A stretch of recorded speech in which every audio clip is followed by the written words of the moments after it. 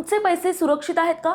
देशातील मोठ्या सरकारी बँकांवरचं रिझर्व्ह बँकेने धडक आणि कडक कारवाई केली. नियम मोडले आणि थेट कोटींचा दंड बसला. नेमकं काय चुकलं? कोणत्या बँका अडकल्या? तुमची बँक तर यात नाही ना? पहा त्याचा विशेष व्हिडिओ. नमस्कार, मी प्राची शिरकर. आपण पाहत आहात प्रहार न्यूज लाईन. देशातील बँकिंग क्षेत्रात मोठी खळबळ उडाली आहे. रिझर्व्ह बँकेने म्हणजेच आरबीआयने 3 सरकारी बँकांवर कडक कारवाई केली आहे आणि तब्बल 2,17,50,000 रुपयांचा दंड ठोठावलाय. यामध्ये युनियन बँक ऑफ इंडियाला 95.40 लाख, बँक ऑफ इंडियाला 58.50 लाख आणि सेंट्रल बँक ऑफ इंडियाला 63.60 लाख रुपयांचा दंड आकारण्यात आलाय. इतकंच नाही तर पाईल लॅब या फिटनेक कंपनीलाही 3.10 लाखांचा दंड लावलाय. त्याचबरोबर हाँगकाँग आणि शांघाय बँकिंग कॉर्पोरेशन अर्थात HSBC ला 31.8 लाखांचा दंड आकारण्यात आलाय. आता प्रश्न आहे की ही कारवाई का करण्यात आली? आरबीआयच्या तपासणीत धक्कादायक बाबी समोर आल्या. कर्ज देताना नियम धाब्यावर बसवले गेले, ठेवींसंबंधी मार्गदर्शन तत्वांकडे दुर्लक्ष झालं आणि सर्वात महत्त्वाचं KYC नियमांचं पालन नीट झालंच नाही. त्यामुळे बँकिंग सिस्टीमवर प्रश्नचिन्ह उभं राहिलं. याचा परिणाम म्हणजे आरबीआयने कोणतीही तडजोड न करता थेट दंडाचा चाबूक उगारलाय. मात्र आरबीआयनं स्पष्ट केलंय की ही कारवाई फक्त नियमभंगावर आहे. ग्राहकांच्या पैशावर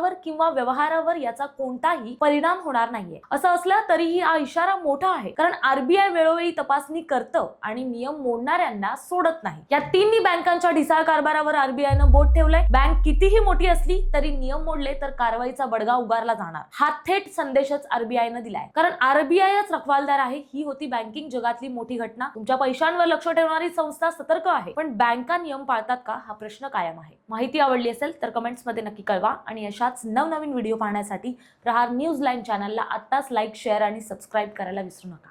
धन्यवाद.